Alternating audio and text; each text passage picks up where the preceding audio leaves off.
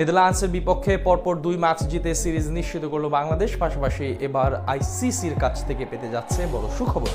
দীর্ঘদিন পর টি-20 ফরম্যাটে প্রমোশন পেতে যাচ্ছে লিটন বাহিনী। এশিয়া কাপের আগে যেটা হতে চলেছে দারুণ ব্যাপার। সিরিজ জিতে আইসিসির কাছ থেকে তবে কি এমন সুখবর পেতে যাচ্ছে বাংলাদেশ, জানবো। সময় বাকি দুই ফরম্যাটের তুলনায় 20 ওভারের ম্যাচে সবচেয়ে বেশি দুর্বল ছিল বাংলাদেশ দল, কিন্তু সময়ের সাথে সাথে এখন এই ফরম্যাটেই হয়ে উঠেছে অপ্রতিরোধ্য। শ্রীলঙ্কাকে তাদের মাটিতে হারানোর পর এবার পাকিস্তান ও নেদারল্যান্ডসের বিপক্ষে সিরিজ জয়ের স্বাদ পেল নিজেদের ঘরের মাঠে। আর এতেই বড় সুখবর পেতে যাচ্ছে আইসিসির কাছ থেকে। হ্যাট্রিক সিরিজ জয়ের সুবাদে দীর্ঘদিন পর প্রমোশন পেতে পারে টি-20 ফরম্যাটে। সময়ের সাথে সাথে পরিবর্তনের হাওয়া বইছে বাংলাদেশ ক্রিকেট দলের মাঝে। এশিয়া কাপ সামনে রেখে বেশ ভালোভাবে নিজেদের প্রস্তুত করে তুলছে লিটন মুস্তাফিজরা। সিলেটে বেশ দাপট দেখিয়ে নেদারল্যান্ডসের বিপক্ষে প্রথম 2 ম্যাচ জিতে সিরিজ নিজেদের করে নিয়েছে লাল সবুজ প্রতিনিধিরা। আজ আগে ব্যাট করতে নেমে টাইগার বোলারদের বিপক্ষে তেমন সুবিধা করতে পারেনি ডাচ ব্যাটাররা। শুরু থেকেই বেশ চাপে ছিল সফরকারীদের ব্যাটিং ইউনিট। ফলাফল নাসুম মুস্তাফিজদের বোলিং তোপে পড়ে মাত্র 103 রানে গুটিয়ে যায় তাদের প্রথম ইনিংস।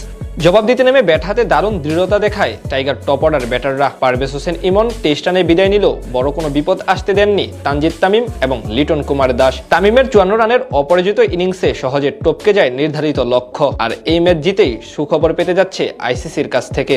এই সিরিজের আগে টাইগারদের টি-20 র্যাঙ্কিং ছিল 10 নম্বরে, সেখানে বাংলাদেশের উপরে ছিল আফগানিস্তান। তবে ডাচদের বিপক্ষে চলমান সিরিজে ইতিমধ্যে 2 ম্যাচ জিতে ফেলেছে টাইগাররা, যার সুবাদে এখন রেটিং পয়েন্ট বেড়ে হয়েছে 51 ম্যাচে 222। এদিকে 9 নম্বরে থাকা রাশিদ খানদের বর্তমান রেটিং পয়েন্ট 223। তবে তারা চলমান ত্রিদেশীয় সিরিজের প্রথম ম্যাচে পরাজয় বরণ করেছে পাকিস্তানের বিপক্ষে। এমত অবস্থায় আজ সংযুক্ত আরব আমিরাতের সাথে মুখোমুখি হয়েছে টুর্নামেন্টে টিকে থাকার মিশনে। এখন আফগানরা যদি আরব আমিরাতের সাথে এই ম্যাচেও হেরে যায় তাহলে তাদের পয়েন্ট কমে হবে 220, কারণ প্রতিপক্ষ বিবেচনায় সংযুক্ত আরব আমিরাত বেশ পিছিয়ে আছে তাদের তুলনায়।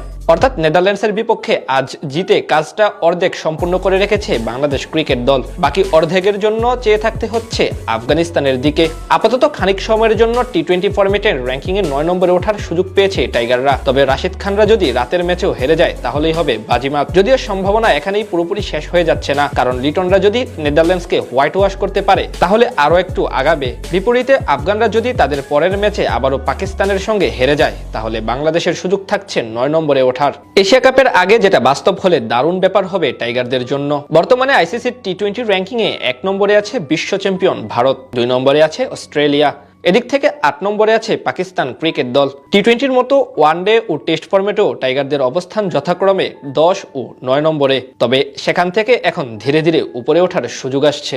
এশিয়া কাপ সামনে রেখে বেশ ভালোভাবে নিজেদের প্রস্তুত করে তুলছে লিটন মুস্তাফিজরা।